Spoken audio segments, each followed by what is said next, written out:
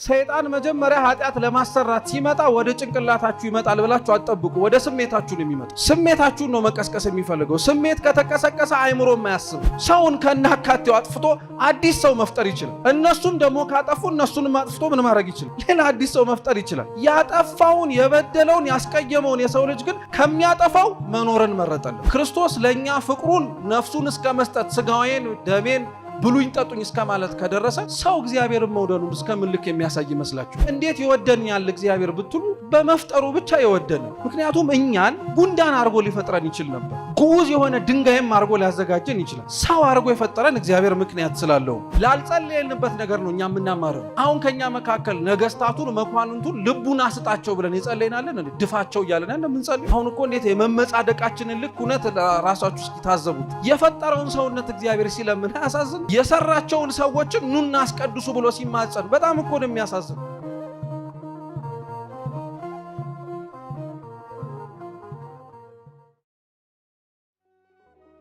እግዚአብሔር ሰውን መውደዱን ያሳየበት መጀመሪያ በመፍጠሩ ነው። እኛ በመፈጠራችን በመሰረቱ ለእግዚአብሔር የምንጨምርለት ምንም ነገር የለም። እኛ በመኖራችን ለእግዚአብሔርም የምናሳንስበትም ምንም ነገር የለም። ለዛ ነው ቅዱስ ጎርጎርዮስ ዘኑሲስ ምን ይላል? አቤቱ ጌታ ሆይ የኛ መፈጠር ላንተ ምንም ላይ መሆንልህ ይችላል፣ ያንተ በእኛ ህይወት ግን መኖር በጣም ትልቅ ጉዳይ ነው ይላል። እኛ ለእግዚአብሔር ያን ያክል ላናስፈልገው እንችላለን የሚል ሰው በጣም አለ። ግን አግባብ የሆነ አስተያየት ግን መሆን አለበት። ምክንያቱም አንዳንድ ሰው ኃጢአት በጣም ከአቅም በላይ ሲጫነው እኔ ለእግዚአብሔር አላስፈልገውም ይላል። የማናስፈልገው ኃጢአት ስለሰራን ነው እንጂ ሰውነታችንና የተፈጠርንበት ዓላማ ኃጢአት ለመስራት ሳይሆን ቤተ መቅደስ ሆነን በቅድስና ለመመላለስ ከሆነ እግዚአብሔር ይፈልገን እናስፈልገዋለንም ጭምር። ግን በጥቅሉ ሰው ሊኮራ ደግሞ አያስፈልገውም። እግዚአብሔር አክብሮ ከሌሎቹ ፍጥረታት ለይቶ በማሰብም በመናገርም ለአክብሮተ ሰብ ደግሞ ሰውን ምን ያክል እንዳከበረው ለማሳየት ሲል ደግሞ ጭቃ ይዞ የታየው አምላክ እኛን ሲፈጥረን እግዚአብሔር ያውቃል። አዳምንም ሔዋንንም ፈጥሮ ሲያዘጋጃቸው እንደሚበድሉ እኮ ያውቅ ነበር። ለሱ ይሄንን ማወቁ ማእመረ ኩሉ ሁሉን አዋቂ መሆኑን ነው የሚያጠይቀው። አዳምና ሔዋን ሲኖሩ እንደሚበድሉ እንደሚያጠፉ አታርጉ የተባሉትን እንደሚያረጉ ይሄንን ሁሉ እንደሚከውኑ ያውቃል። ያውቃል። እያወቀ መፍጠሩ ነው ሊደንቃችሁ የሚያስፈልገው። እናንተ ልጆቻችሁ እንደሚያጠፉ እያወቃችሁ የሚያጠፉበት ቦታ ላይ አታስቀምጧቸውም፣ ታሻሻዋቸዋላችሁ እንጂ እግዚአብሔር ግን እንደሚያጠፉ እያወቀ እንደሚያሳዝኑት እያወቀ ምንም ነገር እንዳይጎልባቸው ምክንያት አልባ እንዲሆኑ ማለትም የመጀመሪያዎቹ የሰው ልጅ በደል ተብሎ የሚጠቀሰው እንግዲህ የዕፀ በለሷን ቀጥፎ መብላት ነው። እቺ ዕፀ በለስ ራሷን ችላ መርገም ያለባት አይደለች። ዕፀ በለስ ውስጧ መርዝ ያለባት ሆኖ አይደለም። ዕፀ በለስ ብቸኛ የተሸከመችው ነገር ቢኖር የእግዚአብሔርን ትእዛዝ ነው። የማንን ትእዛዝ? የእግዚአብሔርን ትእዛዝ ነው። እግዚአብሔር የሰው ልጅ ባጠፋበት ጊዜ ላይ በብዙ አይነት መንገድ መቅጣት ይችል ነበር። ለምሳሌ ማጥፋት ይችል ነበር። ሰውን ከናካቴው አጥፍቶ አዲስ ሰው መፍጠር ይችላል። እነሱም ደግሞ ካጠፉ እነሱንም አጥፍቶ ምን ማድረግ ይችላል? ሌላ አዲስ ሰው መፍጠር ይችላል። ያጠፋውን የበደለውን ያስቀየመውን የሰው ልጅ ግን ከሚያጠፋው መኖርን መረጠለት። ኑራል። ይሄ ምህረቱ ነው። ይሄ ፍቅሩ ነው። ይሄንን ያጠፋውን የሰው ልጅን በሌላ መልኩ በምን ሊቀጣው ይችላል ብላችሁ ብታስቡ ዘላለም ዓለሙን እየተሰቃየ እንዲኖር ሊፈርድበት ይችላል። ሁሉን ነገር ሰጥቼ ነው የፈጠርኩ፣ ምንም ያጎደልኩብህ ነገር የለም፣ አንተ ግን አጉድለህብኛል፣ ስለዚህ ዓይንህን ላፈር ብሎት ዞር በል ማለት ይችል ነበር። ግን የሰው ልጅ ያጠፋውን ጥፋት ገብቶ ተረድቶት ማረኝ ብሎ ሲመጣ ግን እግዚአብሔር አምላክ ምሮታል። ይሄም ምህረቱን ፍቅሩን የሚያሳይ ቅዱስ ጎርጎርዮስ የአዳምን የሔዋንንና የእባቡን ነገር በእንደዚህ አይነት ነገር ያስረዳዋል። ስለሚጠቅመን በደንብ አድርጋችሁ ስሙ። አዳም አይምሮ ወይም ህሊና ነው ይላል። እስኪ አዳም በሉ ህሊና አይምሮ ነው። ሔዋን በሉ ስሜት ናት። ሰይጣን እባቡ ነው። እባቡ ቀድሞ የሄደው ወደ አዳም ነው ወደ ሔዋን ነው? ሰይጣን መጀመሪያ ኃጢአት ለማሰራት ሲመጣ ወደ ጭንቅላታችሁ ይመጣል ብላችሁ አትጠብቁ። ወደ ስሜታችሁ ነው የሚመጣው። ስሜታችሁን ነው መቀስቀስ የሚፈልገው። ስሜት ከተቀሰቀሰ አይምሮ የማያስብም። ምክንያቱም አምጣ የሚል ፍላጎት ስላለ ማለት ነው። እባቡ ሰይጣኑ አስቀድሞ ስሜት ወደ ተባለ ወደ ሴቲቱ ነው ሄደው። ስሜት የተባለው ሴቲቱ እንዲያስብ እንኳን ለአይምሮ ለአዳም እድል አልሰጠችው።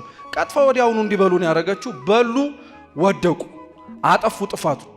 በዛ ጊዜ ለእግዚአብሔር ብዙ ነገር ማድረግ እየቻለ ታዲያ እንዳልኳችሁ መቅሰፍም ማጥፋትም አልፈልጋችሁም ብሎ መሄድም እየቻለ ያጠፉትን ጥፋት አምነው ምህረትን ለምነው ይቅርታ አድርግልን ሲሉት ከልጅ ልጃችሁ ተወልጄ አድናችኋለሁ አላቸው።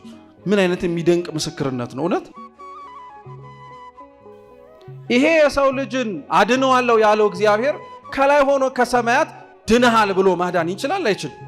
ይችላል። ምንም አይሳነው። ምክንያቱም ሰማያትን የሰራው እግዚአብሔር አምላክ ወርዶ በእጆቹ አይደለም፣ በቃሉ ተናግሮ ነው። እግዚአብሔር ብርሃንን የፈጠረው ልክ እንደ ሰው ልጅ ጭቃ ይዞ በእጆቹ ታይቶ አይደለም። ብርሃን ይሁን አለ፣ ብርሃን ሆነ። በቃ መናገር ነበር የሚጠበቅበት። ግን አባቶቻችን እንዲላሉ አዳምን የፈጠረው በቃሉ ብቻ አይደለም። እየሰማችሁ ነው? በምኑ ብቻ አይደለም? በቃሉ ብቻ አይደለም። ተናግሮ ልክ የማክሰኞን እርሻ ምድሪቷን አብቂ እንዳላት አዳምን አርብ ላይ ሲመጣ በይሳው አብቂ ብሎ አይደለም ያበቀላት።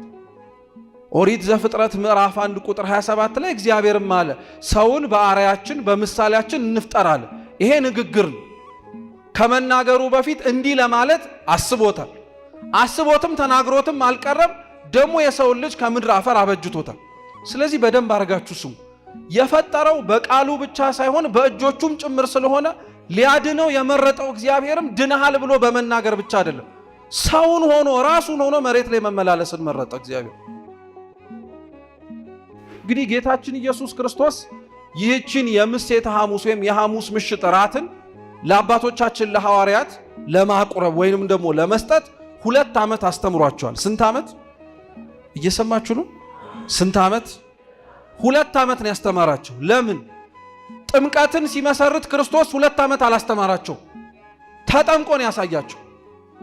ሌሎቹን ምስጢራት ሲያደርግ አምላካችን አድርጎ እንዲሁኑ ነው ያላቸው። ለምሳሌ ከተጠመቀ በኋላ የዮሐንስ ወንጌል ምዕራፍ 3 ላይ ለኒቆዲሞስ በመጀመሪያ በፍጻሜው ለኛ እንዲህ ብሎ ተናገረ። ሰው ከውሃና ከመንፈስ ካልተወለደ በቀር ወደ እግዚአብሔር መንግሥት አይገባም አለ። ይሄንን ከጥምቀቱ በኋላ የተናገረው ንግግር ነው እንጂ ንግግሩን ተናግሮ ወደ መጠመቂያው አልሄድም። ቁርባንን ግን የሚገርማችሁ 2 ዓመት ሙሉ አዘጋጅቷቸዋል ሐዋርያት። ሥርዓተ ቅዳሴያችን እንግዲህ በቤተ ክርስቲያናችን ውስጥ በማህበር ጸሎት ውስጥ ከሚጠቃለሉ ጸሎቶች መካከል አንዱ ነው። ይሄ ጸሎት እንደ ሥርዓትነቱ ምእመናን እንዲከተሏቸው የሚቀመጡ ቅድመ ሁኔታዎች አሉ። ለምሳሌ ብዙ ሰው ቅዳሴን የሚረዳው ሥርዓት ብቻ ስለሆነ ነው። ዛሬ በጣም ትኩረት አድርገን ብንማረው እኔ የምመርጠው እናንተም ብታውቁት የሚበጃችሁ ቅዳሴ ሥርዓት ብቻ አይደለም፣ ክርስቶስ ፍቅሩን የገለጠበትን መንገድ ስለሆነ በደንብ አድርጋችሁ ስሙ። እንደ ሥርዓትነቱ ምእመናን በዚህ ቁሙ፣ ምእመናት በዚህ ቁሙ፣ ካህናት በዚህ ይግቡ፣ ካህናት በዚህ ይውጡ ይባላል። ሥርዓቱን አክብረን እናስቀድስ የሚባለው እኛን በነፃነት ልንጸልየው የምንችለውን የጸሎትን መንገድ አስሮ ለማስቀመጥ አይደለም። ሥርዓቱ አስፈላጊነቱ ግን እግዚአብሔርን ለማየት ነው። ምክንያቱም የቅዳሴው ዋነኛው ዓላማ ክርስቲያኖች ካህኑ ገብቶ ሰላም ለኩልክሙ ለማለት፣ ዲያቆኑ ገብቶ ተንሱ ለጸሎት ብሎ የድምፁን ማማርና ብዙ ግዕዝን ቃላትን በጭንቅላቱ ለመሸምደዱ ማስመስከሪያ መድረክ አይደለም። ጸሎቱ እንደ ጸሎትነት የሚያስፈልገው ተሳታፊው ሁሉ እግዚአብሔርን ማየት እንዲችል። እግዚአብሔርን ለማየት ደግሞ ቅድመ ሁኔታው ሥርዓት። አሁን እኮ እንዴት የመመጻደቃችንን ልክ እውነት ራሳችሁ እስኪ ታዘቡት። የፈጠረውን ሰውነት እግዚአብሔር ሲለምን አያሳዝን? የሰራቸውን ሰዎችን ኑና አስቀድሱ ብሎ ሲማጸን በጣም እኮ ነው የሚያሳዝን። አንዳንድ ሰው ቅዳሴ ተሳተፍ ሲባል ጥሪው የግለሰቦች ጥሪ ይመስለዋል። ሰዎቹ ሞላ ሲሉ ደስ ስለሚላቸው ህዝቡን ተሰጥኦ ሲቀበል ዛሬ ሞቅ ያለ ነው እንደዛ ለማለት እኮ አይደለም። እግዚአብሔር እያንዳንዱ ሰው ቅዳሴ ተሳተፉ እያለ በካህናቱ በኩል የሚጣራው እኛን ሊያየን የሚፈልገው ቦታ ስላለ ነው። እኛን ቢያየን የሚመርጠው ቦታ ስላለ ነው። እየሰማችሁ ነው? ስለዚህ አምላካችን ልዑል እግዚአብሔር በቀደመው ጊዜ ላይ የኦሪቱ መስዋዕት ከብት ነው። በግ፣ ፍየል፣ ላም፣ በሬ፣ ወይፈን፣ ርግብ፣ ዋኖስ መሰል አይነት ነገር። የሐዲስ ኪዳኑ መስዋዕት ግን የጌታችን ኢየሱስ ክርስቶስ ቅዱስ ሥጋና ክቡር ደም። እንግዲህ አስቡት፣ ለኦሪቱ ይሄ ሁሉ ስርዓት ካለ ለሐዲስ ኪዳኑ ቤተ መቅደስና ጸሎትማ በደንብ ስርዓት አለ። አሁን በጣም ሊገርማችሁ የሚገባው ላልጸለየንበት ነገር ነው እኛ የምናማርረው። አሁን ከኛ መካከል ነገስታቱን መኳንንቱን ልቡን አስጣቸው ብለን የጸለይናለን እንዴ? ድፋቸው እያለን ያለ ምን ጸልዩ? ቤተ ክርስቲያን አንድም ቀን ለበደላት፣ ላጠፋባት፣ ላቃጠላት፣ ጉዳት ላደረሰባት ሰው አንድም ቀን የርግማን ቃል ተናግረው አታውቅም። በእንተ ቅድሳት ጸሎቷ ላይ ስትጸልይ ልቡና እንዲሰጣቸው ነው የምትጸልዩ። ይሄ ጸሎት እኛ ያልጸለይናቸውን ጸሎት የምናገኝበት ጸሎት ነው ቅዳሴ።